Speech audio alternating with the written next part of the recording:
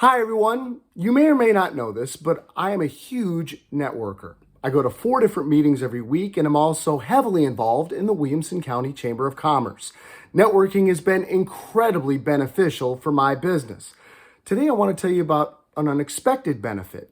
This past Saturday, I decided to try and get a group of people together to watch the Tennessee-Georgia game. Networking friends. I thought it'd be a great reason for us to hang out, have an adult beverage, talk a little smack, and watch a really good game. I had no idea how many people would show up on a Saturday. Would you know it? Over 15 did. And that confirmed me one thing, that these people are not just my networking friends, they're my friends.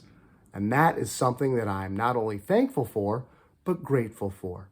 So get out there and network. Not only will it help you build your business and your brand, but you'll make some friends in the process. And could we all use a few more of those? I know I can. Have a great day.